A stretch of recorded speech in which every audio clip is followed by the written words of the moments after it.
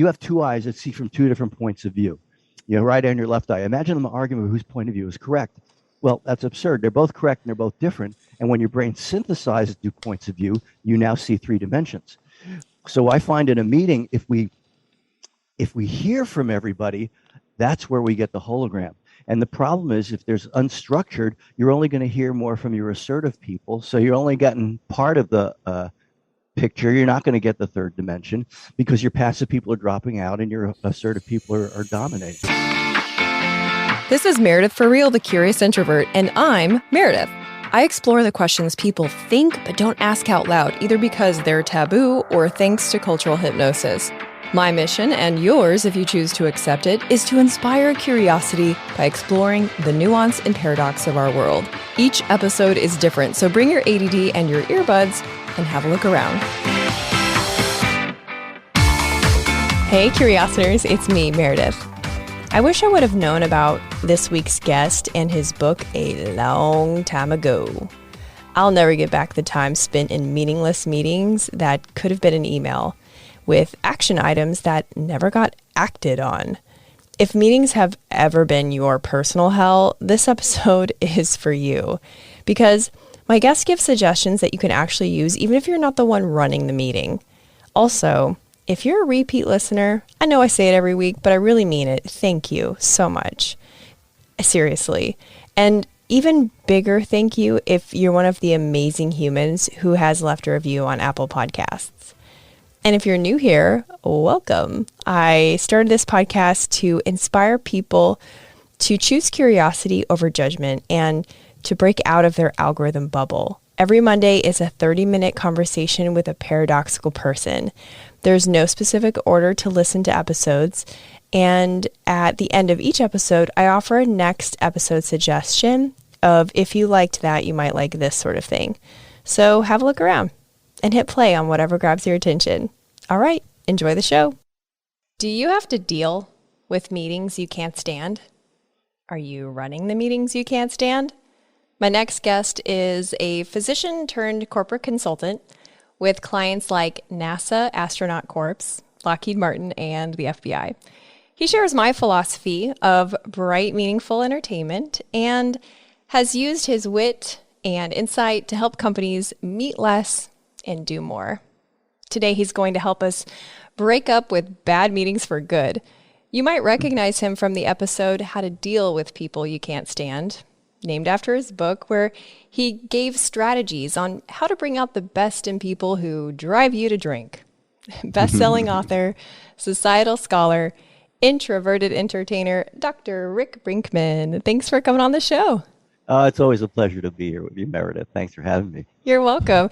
I think hating meetings is like the ultimate unifier of people. Absolutely. Like we don't even need to talk about why they suck. We all know that bad meetings suck, but what we don't know is why do managers who also used to hate meetings when they were underlings now always want to have them? Any insight? Well, I think that people are paranoid in a way of being left out or leaving people out for some reason. And so they want to get everybody maybe on board or make sure everybody is bored is what happens. Right. And on board and bored. The more people you have at a meeting, the more opportunity for distraction and unfocused. And especially if people don't feel like they need to be there. A lot of times I have a friend who's in upper management in banking, and he gets invited to every meeting. And if he went to every meeting he's invited to, he'd be working 2 weeks in 1 week. It's just simply impossible.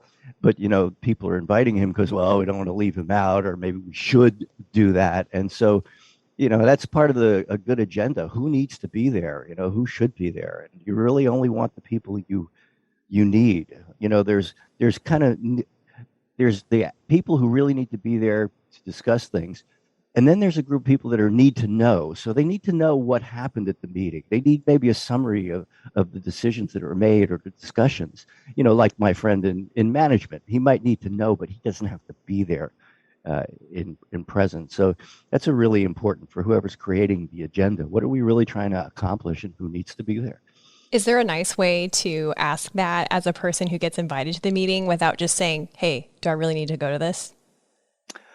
No, I think you really have to ask, do I really need to go to this? And then you say, I don't think that I'm, because there's people who are the real, there's the doers and the discussers, but then there's those need to know people. And if you're a need to know, you go, no, thank you. Just keep inform me. Send me a summary of whatever notes were taken or whatever you feel is appropriate for your level. But you really have to draw a line. Otherwise, it's insanity. It takes And over your the more life. people at a meeting, the more distraction, the more off course it's going to be. Some people are checking their phones because they don't need to be there. It's just it totally dilutes it. And you know what? I think we brought it up at first. People hate meetings universally. So if you say to somebody, "How'd you like to not have to attend this meeting, but we'll send you a summary?" Yeah. Right. Thank you for making my day. Exactly. Like, forget the Christmas ham. All I Yeah. want is to not have to go to this thing. Yeah. Right. Has there been an impact on the quality or quantity of meetings since the pandemic and since the Great Resignation? Well, the big change was us going into virtual meetings more and more. And, that was my book was written before the pandemic, and virtual meetings were something that I've been a part of for more than a decade on some of the boards that I've been on. And of course, we're scattered all over the country and such. So virtual meeting was very efficient instead of have everybody fly in. And I feel like, in a way, virtual meetings are even easier to structure than in-person meeting. How so? Well, first of all, there's three things that really need to be. I think it's really useful to think of a meeting like a long jet flight. You got a bunch of people in a contained space. They don't really want to be there, right? But they're stuck there.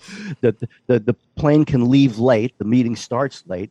The plane can go off course or it can be hijacked, just like the meeting. If you arrive late at your destination, then you miss your connections on the other meetings. And so really, imagine if you got on a plane and the pilot said, well, we don't have any air traffic control, so we're going to leave here at some point and we're going to head across the country. And at some point, I'm not sure when, but we'll probably get you to your destination, probably, eventually.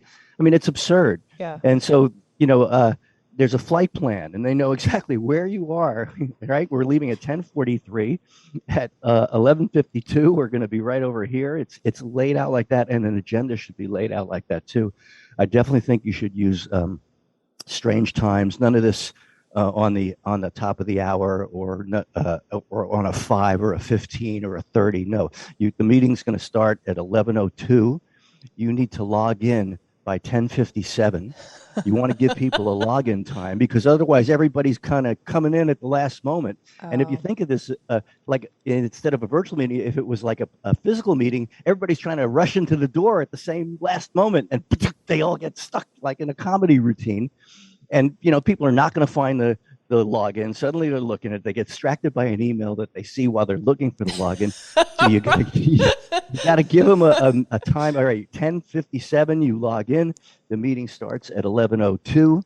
We're going to discuss this for 17 minutes, and then we're going to do this, and we're going to end by 11:41 on the dot. And then once you start having that level of structure, and there's something else in the agenda in our flight plan here, and that is, most agendas have a title, and this is what we're going to talk about or whatever. And maybe even if they're really good, what we're going to do. There's going to be a presentation for 10 minutes by Yin. Then we have a 25-minute discussion. Then we have to decide this, which is really good if that is on the agenda. But I think what's really important is to have a statement of purpose and a statement of focus. Why is this item so important that we are spending our valuable time being in this room or virtual or real together? What's the point? Let's say the office is being moved, physically rearranged, okay? Purpose, to minimize the impact of the office move on you and your team. Oh, okay, that's a good idea. All right, so now I know why this is important. All right, that's the statement of purpose. And then statement of focus. What do you want from me? We want you to come knowing your team's workflow and having thought about, is there a certain time of day and or day of the week that would be least disruptive to move your office and your team? So now I'm coming in oriented. I know what we're trying to accomplish, and I know what is needed from me, and that is the first step to staying on course in our what I call the meeting jet flight plan. That is way above what is normally considered the meeting agenda, which is like the manager sends out an email that says quarterly meeting. And Right. that's the agenda. Question on the starting time. How do you feel about starting even if people aren't there? Like, Absolutely. really? You definitely should start. You got to teach. It's like I love Lucy. I'm going to teach Lucy a lesson. We are starting on time, no matter who is not there. And in fact, in doing research of the book, I had many organizations tell me that when the meeting starts, the door is locked and Really? nobody gets in. At one place, they told me an executive vice president was stuck outside, and they left him outside for the whole half-hour meeting because that's the rule. You also want to have no distractions. At one engineering firm, there was a basket by the door. When you came into the meeting, you put your cell phone in the basket. We are focused because the more focused you can be, the not only the better result you're going to get, but the quicker you're going to get through the whole damn thing, right? It's just Right. going to be good, and that's what we want, and that's what everybody wants. And once I have found that when I've put in place what I have been calling the meeting magic, people grab this like a life preserver because all of a sudden the meeting isn't just torture. You know what it's about. You know what the purpose is. Right people are there, so you can actually make decisions properly. And the group starts going through items like a wood chipper, and so I would say every agenda item, when we print an agenda, should have, all right, what's the topic? All right, what's the process? Like I mentioned, Yin's going to do a presentation, then we have a discussion. This is the time frame, and then a statement of purpose and a statement of focus, and that's where you start to stay on course right there at the beginning of the meeting. So, how do you know when a meeting just should have been an email? Because when I polled my Facebook audience, they said that was the number one complaint that they had. How do you know when information warrants a meeting and when it should just be an email? Well, if you need interaction, interaction is the magic word. That's when you need a meeting, for people to interact with each other. If you just want yes or no, what's your opinion on this? Then you can put out an email if it's really simple. But meetings should be for interaction, and that brings up another thing. Too many meetings are about information dissemination. Like, here's this, we're going to discuss this. Here's new policy. No, that's what electronic paper is for, so to Right. speak. It's all that information should be given to people ahead of time. Now, I may need that information so I can have a good interaction with everybody, in which case, great, I should have it ahead of time. I read it ahead of time. Now we come into that meeting and we're ready to do the part the meeting is for, where we interact about that information. The other big complaint that I heard was lack of accountability. Decisions were made, assignments were given, but by the time the next meeting rolled around, those who made the decisions and received the assignments didn't do what they said that they were going to do. How does your process and in your consulting work, how do you increase accountability for follow through? Because when a meeting gets this structured and everybody sees how much you can get done in a short amount of time, it's also clearer in the first place what their assignment needs to be and what they need to give you ahead of time. Whoever's creating the agenda, there should be a time frame for whether it's a few days or a week. It depends how complex your agenda is, but where people are going to give you the information or the result of whatever their assignment was, so that could be integrated into the agenda ahead of time. So basically, that's like public shaming. Like, and now we're going to go to Bob because last meeting he said he was going to do XYZ. Bob, take it away. And he's like, Uh, it only yeah, but takes he one of wouldn't be those. surprised at the meeting because you would have already received the agenda, seen that he, 3 days earlier that he's got to do the presentation. So maybe now he'll really get it done Oh, in I time for this like meeting. that. Okay. Uh-huh. And you also talk about having a speaking cue in meetings. So everyone knows, for example, we're going to contribute to this idea counterclockwise around the table. How does that work on Zoom calls? Well, that's really part of air traffic control, because what's typical in any meeting, virtual or uh, live in person, is that some people talk too much and other people don't talk at all. Right? Your introverts are going to lay back, and your more extroverts are like all over the meeting, and so you really need to have a speaking cue. Now, you can have a voluntary cue where people, maybe they raise a hand. So in a Zoom meeting, we have a hand raise function, and that puts the image right at the top. So that's a simple way to do it. In other meetings, I've used the chat. You just type your name in the chat, and now you're on the queue, and that's all we use the chat for. We do not chat with each other behind what's going on at the meeting. We're all needing to be focused at the meeting, because the chat would be the equivalent of, in a physical meeting, leaning over and talking to the person next to you. If it needs to be said, it needs to be said to the group. So you can have a voluntary speaking order, or as you pointed out, a circular order. We're going to go around an order. I remember when I was teaching this in the UK at one point, we broke people into small groups to run a meeting. And one of the feedback that's really stuck with me is, a woman stood up and she said, "You know what? I'm more extroverted. I always talk first, but because we had this cue, I couldn't talk first, and I had to listen to my coworkers. And I realized, wow, these people are really smart, and they think like I do." Oh and she goes, "I never realized that because I always speak first." I have so many thoughts on that.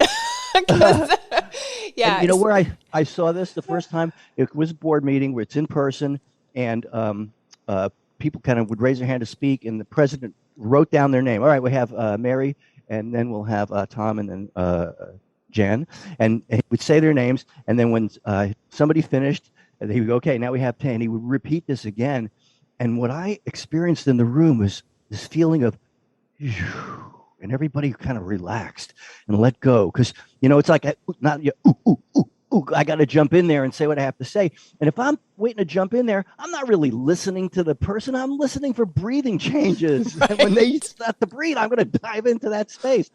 So this relaxation came over the room, and I thought, it'd be better. Let's put it up on a whiteboard. So, I got up at the next meeting and I started putting people's names on the whiteboard, and it was so great. People could, when you have a cue, you're going to hear from everybody, and there's one other step here that really is important. That's that we do what's called flight recording. That whatever people say, you make it visual. So, staying in the physical space on a whiteboard, somebody says blah, blah, blah, and we write it on the whiteboard. Somebody says, "I think da, da, da," and we write it on the whiteboard. If we're in the Zoom space, easy enough. There should be a shared slide. I think this is perfect for a PowerPoint slide. What you do is, in the title area of the PowerPoint slide, write the statement of purpose and focus that was on the agenda. What's the point of this, and what do you want from me? And then take notes, summarize what people say in bullets. I mean, you ever hear somebody repeat themselves in a meeting? Oh, you ever yeah. somebody repeat themselves in a meeting? You ever somebody, when people repeat themselves, it is an idiot light on your dashboard going, "I'm not you, got it. I'm not you, got it." So I got to say it a bunch of times. But if I say, "I think we should have a committee to explore the art issue with the journal." Okay, committee to explore the art issue on the journal. I see it. I see you see it. 5 minutes later, it's still in the room with us. It immediately decreases the amount of repetition. You're not going to have the same person repeat it again. If there is no visual recording, and I have a concept I feel is important to the group mind, I'm going to say it a bunch of times as a way of keeping an awareness. Other people are going to then do the same thing who agree with me. But if we all see it, it's done, and you don't get that repetition. So you save a ton of time. And instead of people repeating, what they do is they add to it. And then you start to get what I call as holographic thinking. That's, you have two eyes that see from two different points of view.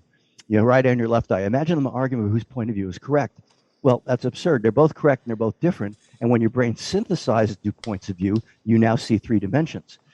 So I find in a meeting, if we hear from everybody, that's where we get the hologram. And the problem is, if there's unstructured, you're only going to hear more from your assertive people. So you're only getting part of the picture. You're not going to get the third dimension, because your passive people are dropping out and your assertive people are dominating. But if you go around the room and then you make what people say visual, then you get some really quality discussion. And then those visual notes, which are very simple but complete, are a terrific thing that you then send to everybody, and you send to those need to know people who just need to know what happened after the meeting. I feel like you just took me on a journey of like super stress as you were explaining the repetition that happens. I was like feeling like, oh my God, I'm in the meeting. And now I feel so much calmer from what you just described. So, wow. And it was all in my head. So I can't imagine folks that have to deal with this on a weekly basis. Now, in your book, at the end of each chapter, you talk about like, I forget what you call them, but like meeting success stories, Great basically. moments. Great moments. And I love those. Those are so great. But inquiring minds want to know, what's the worst meeting that you've ever witnessed? Hey, Curiositors, just a quick pause to show gratitude to our sponsors and give you some special deals. If trash TV leaves you feeling drained and you want to support creators like yours truly, check out StreamMoko.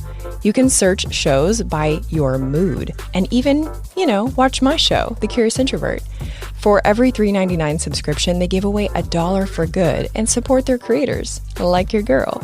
Find my affiliate link in the episode description or the bio link in my Instagram account. StreamMoko, the streaming network that gives a damn. Listen, if the last 2 years have given you a chronic eye twitch, you should consider trying medical marijuana. I highly recommend it. See what I did there? There's lots of ways for it to help you, so if you have questions and if you're the least bit curious, Google Empathic Practice Pensacola. It's the most non-intimidating way to get your medical card in Florida. Their in-house doctor and holistic support make them the easy choice.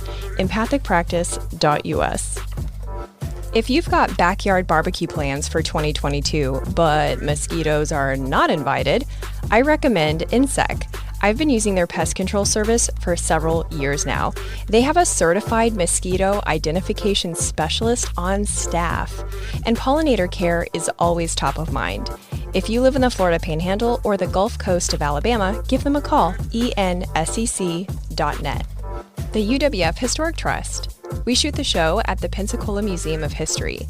It not only houses exhibits of lesser-known Pensacola history, it's an event space too. So if you need a unique space in downtown Pensacola for a fundraiser, networking event, or a corporate party, take a look at historicpensacola.org. And if you want to tour one of the 12 museums, get your tickets in person so you can show the agent one of my emails and get $2 off an adult ticket. Get emails by texting REAL to 66866. Now back to the show. Or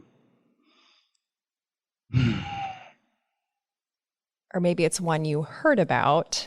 Yeah, it's be something when there's too many people there, and if it's too many, you're already dead in the water. Well, here's something. It was over 10 years ago. There was a bill was put forth in New York State for licensing of naturopathic physicians, which are holistic physicians, which is my background. And along the way, the bill got stripped to the point where half the doctors in the state said, forget it, this is a terrible bill. We have more flexibility if we don't even have a bill. Where the other half was like, well, you get your foot in the door and then you expand your scope. So the bill failed. So now you had a profession divided where each half thought the other half was crazy for thinking what they think. So the board wisely said, we've got to get everybody in a room in Manhattan, get them all together. Let's try if we can get 50 people and really discuss what lines we do not cross. So far, so good. Then along the way, they asked me to facilitate. And then I went up to India and I was kind of out of touch for a while. And when I got back, I found they decided this would be a virtual meeting. Now, this is before pandemic. So virtual meetings were still like, what's that? All right.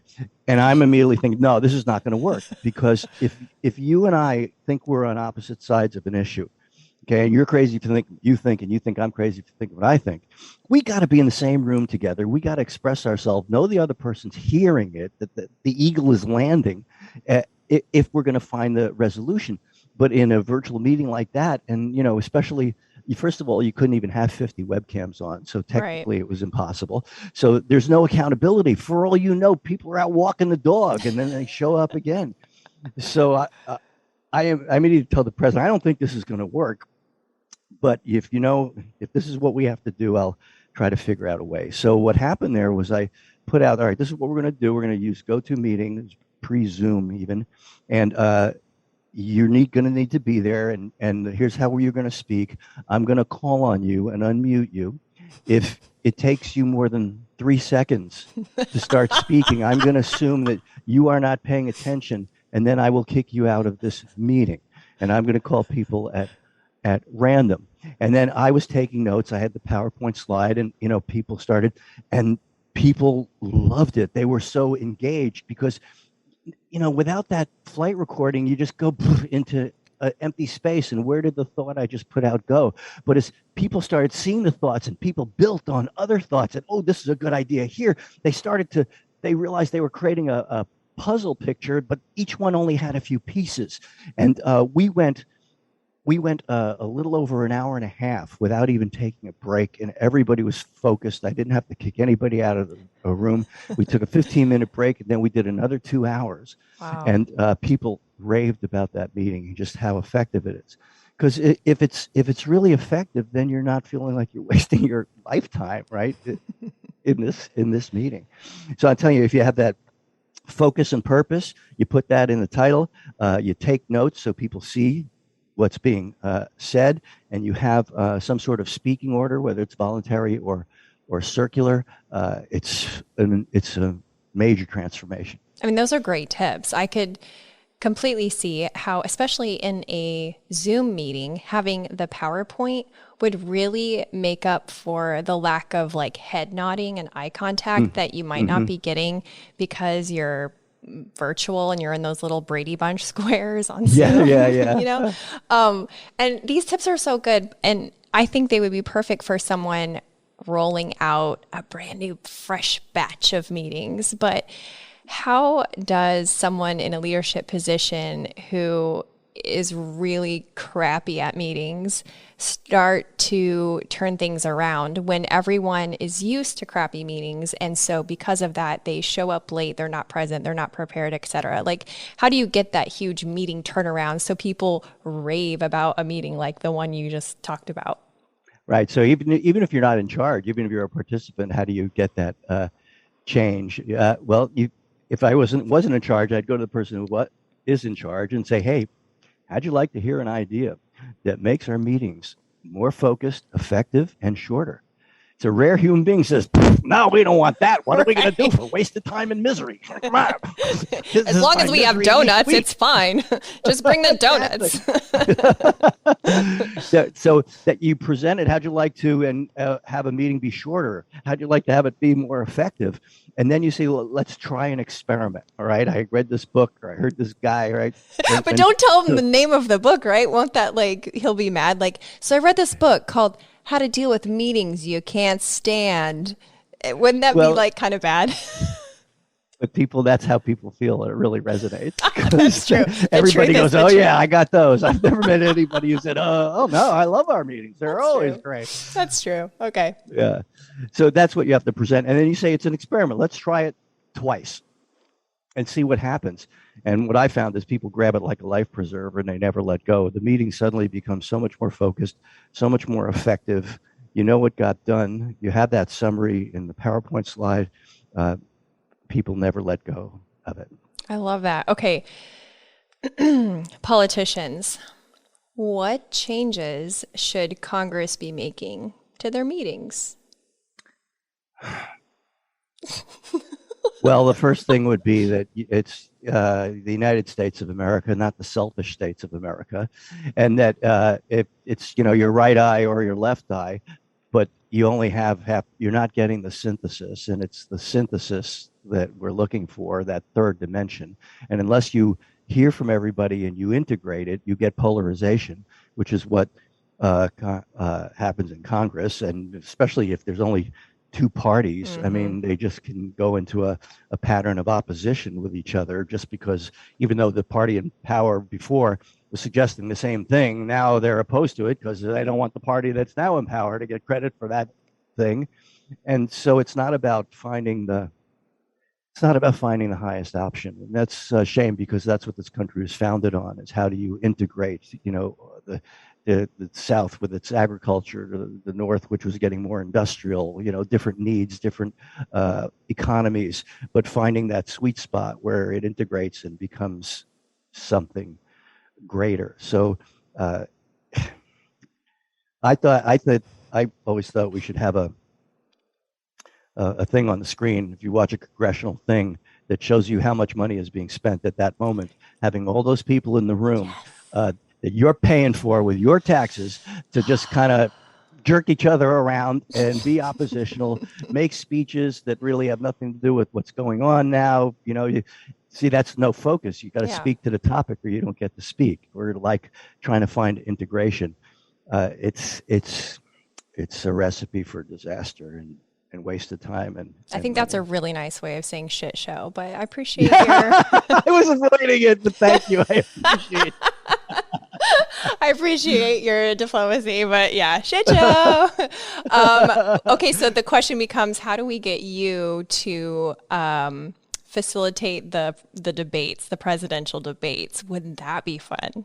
Yeah, that would be fun. It would be more, debates are one thing, but if I think, once they get into Congress, they need to check their political affiliation at the door. Yeah. And now you're part of this United States to find the integration. What's the integration?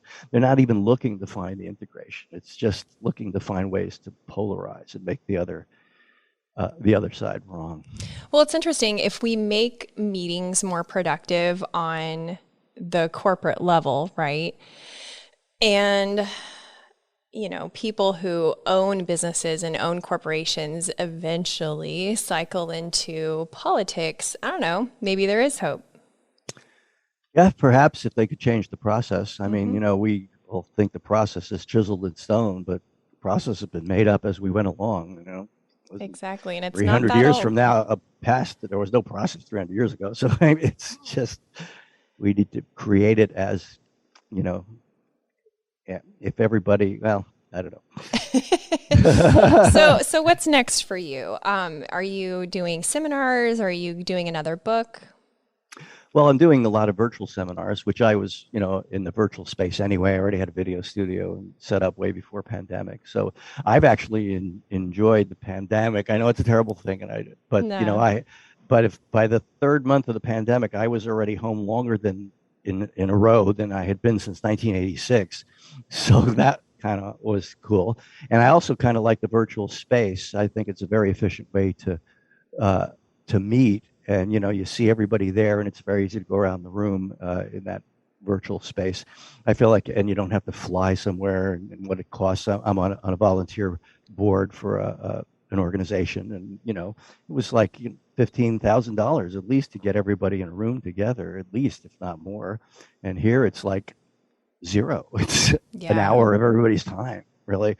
And then plus, I think it's really like Star Trek to see everybody on view screens. I'm a big Star Trek fan, so I like that part of it too. So as we wrap up, tell everyone where they can buy your fabulous book and keep in touch with you. Oh, well, it's McGraw-Hill, so it's wherever fine books are sold. Amazon, of course.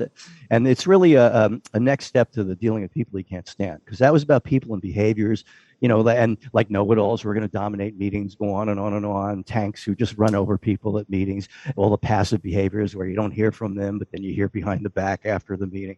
But so this was I found that this meeting structure eliminates all 10 of the difficult behaviors. You don't get tanks, you don't get know-it-alls, you don't get think they know-it-alls who dominate the airspace. You don't get the people who are not saying what they really feel. You just really, it just neutralizes all of the 10 difficult behaviors, and you get more done with less effort and less time at a higher quality. It's really the most practical book I've read in a really long time as far as like psychology and people behavior. A lot of those books are, in my opinion, they're a little like, I don't know, narcissistic. Like, what type are you? What color or animal or ENFJW XYZ are you? And it's like, okay, that's a good start, I guess. But really the point is to be able to interact and understand with, other humans and stuff. And so I Yes, really enjoyed your first book, and I'm so glad that you have this other version. I feel like they're partners in crime, those two books. So they certainly are. yeah. Yep, yep. It started with my former partner, Rick Kirshner, whom was my co-author on Dealing People He Can't Stand. The meeting thing was my own thing after that. But we found that we would always end up being on opposite sides of an issue, and then we would argue for 30 minutes, and at the same moment, we would convince each other, and then we'd argue another 30 minutes from the other side. No, you were right. No, you were right. I think you were. But where we'd end up when we saw the integration of the points, it's not either or, it's about an integration of these points. We started beginning our meetings with, will the greater Rick come in the room? Right, we're both Rick. Will the greater Rick come in? And that was a reminder that it's like right eye, left eye. It's not one's right, one's wrong. It's about the integration. And I taught this to a group, ETBS, Employment Training and Business Services, and they embraced it. They started starting their meetings by saying, will the greater ET come in this room? And just saying that, everybody realized, okay, I have a piece of the puzzle, and therefore, even though I'm a little passive, I need to share it. And even though I'm a little more assertive, I need to allow space for other people to share it. Otherwise, we don't get the hologram. So it's a simple thing, and it just works. Exactly. Well, thank you again. Thank you for this episode. Thank you for your book. And I hope that people go and find it, read it, leave it on your boss's desk. Yeah, baby.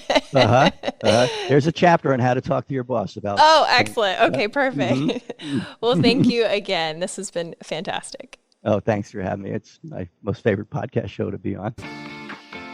Thanks for listening.